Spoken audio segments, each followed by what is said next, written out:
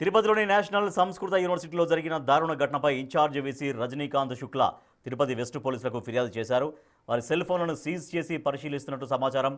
ఈ ఘటనపై విద్యార్థి సంఘాలు ఆందోళన వ్యక్తం చేస్తూ దళిత విద్యార్థినికి న్యాయం చేయాలని, నిందితులను వెంటనే అరెస్ట్ చేయాలని డిమాండ్ చేశాయి.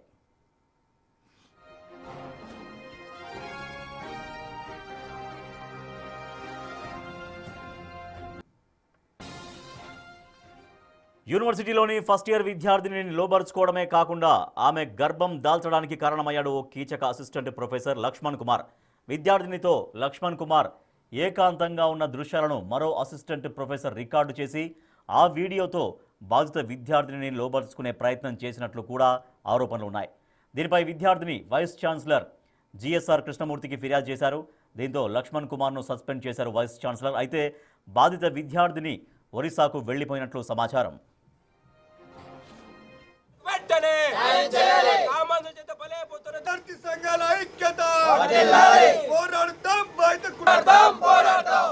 దేశవ్యాప్తంగా ప్రసిద్ధి చెందిన సాంస్క్రిట్ విద్యాపీఠంలో ఈరోజు ఒక దళిత విద్యార్థిని అతి కిరాతకంగా ఈరోజు విద్యాబుద్ధులు నేర్పించి పాఠాలు చెప్పి వాళ్ళని మంచి భవిష్యత్తుకి మార్గాలు చూపించినటువంటి ఒక ప్రొఫెసర్లు ఈరోజు ఒక దళిత విద్యార్థిని అతి కిరాతకంగా లైంగికంగా వేధించారు.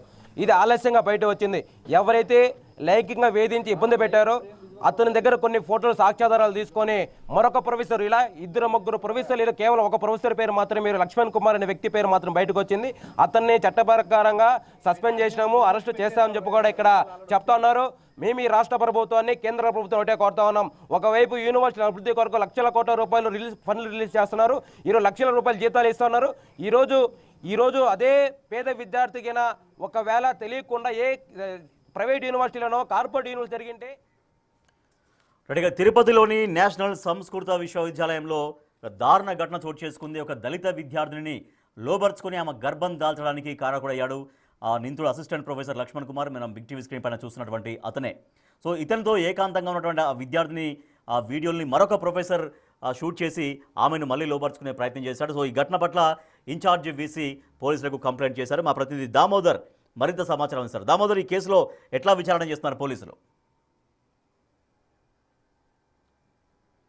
రామ్దాస్, విద్యాబుద్ధులు చెప్పి తల్లిదండ్రులాగా ఉండాల్సిన అధ్యాపకులే ఈ విధంగా కీచక ఉపాధ్యాయులుగా మారుతున్న పరిస్థితి తిరుపతిలో వరుసగా కొనసాగుతుంది. గతంలో ఎస్వి యూనివర్సిటీలోని ఏదైతే ప్రతాప్ రెడ్డి అనే ప్రొఫెసర్ ఈ విధంగా ర్యాగింగ్ను ప్రోత్సహిస్తూ అమ్మాయిలను ఇబ్బందికరంగా వ్యవహరించడంతో అతన్ని సస్పెండ్ చేసి అతని మీద కేసు నమోదు చేశారు. తాజాగా జాతీయ సాంస్కృతిక ఏదైతే సాంస్క్రిట్ యూనివర్సిటీలో కూడా ఇదే పరిణామం చోటు చేసుకుంది.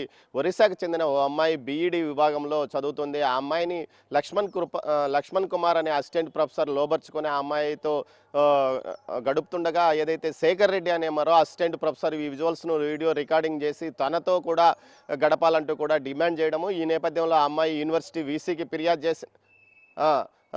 ఫిర్యాదు చేయడం కూడా జరిగింది. రాజేష్, తర్వాత జరిగిన పరిణామాల నేపథ్యంలో ఏదైతే ఈ నెల 1వ తేదీనే అతన్ని సస్పెండ్ చేయడం కూడా జరిగింది అని చెప్తున్నారు అధికారులు. అయితే ఈ విషయాన్ని బయటికి రాకుండా తొక్కిపెట్టాలని చూశారు. ఈ నేపథ్యంలో నిన్న మధ్యాహ్నానికి అనూహ్యంగా విషయం బయటికి రావడంతో ఏదైతే పోలీసులకు ఫిర్యాదు చేశారు. ఈ నేపథ్యంలో పోలీసులు అధికారులు బాధిత అమ్మాయి ఫిర్యాదు చేస్తే తప్ప తాము కేసు నమోదు చేయలేమని చెప్పడంతో పాటు డిఎస్పీ ఏదైతే తిరుపతి ఈస్ట్ డిఎస్పీతో పాటు పోలీసు అధికారులు యూనివర్సిటీకి వెళ్ళి యూనివర్సిటీ అధికారులతో సుమారు గంట పాటు చర్చించారు. ఆ తర్వాత యూనివర్సిటీ రిజిస్ట్రార్ ఒక ఫిర్యాదు చేయడంతో అటు లక్ష్మణ్ కుమార్తో పాటు శేఖర్ రెడ్డి మీద కేసు నమోదు చేశారు. ప్రస్తుతం వీరిద్దరి సెల్ ఫోన్లను స్వాధీనం చేసుకుని మొత్తం వివరాలను సేకరిస్తున్నారు. మొత్తం మీద ఏదైతే ఇటు లక్ష్మణ్ కుమార్ వ్యవహారం ఓ స్థాయిలో ఉంటే ఆ తర్వాత శేఖర్ రెడ్డి మరి బ్లాక్మెయిలింగ్కు పాల్పడే ఆ అమ్మాయిని తనతో గడపాలని డిమాండ్ చేయడం మరింత దిగజారుడు తనానికి సూచిస్తుంది. మొత్తం మీద ఈ రెండు విషయాల మీద పూర్తి స్థాయిలో దర్యాప్తు చేస్తున్నాము. ఇద్దరి మీద కేసులు నమోదు చేశామని పోలీసులు అంటున్నారు. మరోవైపు విద్యార్థి సంఘాలు నిన్న అర్ధరాత్రి సమయంలో సాంస్క్రిట్ యూనివర్సిటీ ఆవరణంలో ఆందోళన కొనసాగించాయి. ఆ తర్వాత అక్కడికి వచ్చిన పోలీసులు ఏదైతే కేసు నమోదు చేశామో పూర్తి స్థాయిలో దర్యాప్తు కొనసాగుతుంది, ఖచ్చితంగా కఠినంగా చర్యలు తీసుకుంటామని చెప్పారు.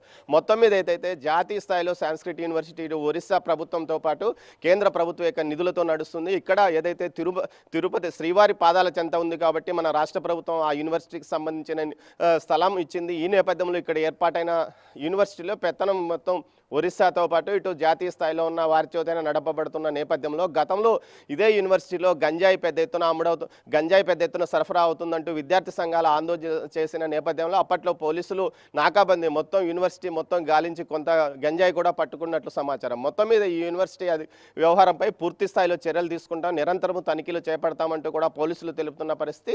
అయితే లక్ష్మణ్ కుమార్ వ్యవహారం ఇప్పటికే సస్పెండ్ అయ్యాడు. అతన్ని ఖచ్చితంగా లక్ష్మణ్ కుమార్తో పాటు అదేవిధంగా శేఖర్ రెడ్డి మీద ఫోక్సో కేసులు నమోదు చేయాలంటూ కూడా విద్యార్థి సంఘాలు డిమాండ్ చేస్తున్నాయి. Rajesh, right, thank you Damodar.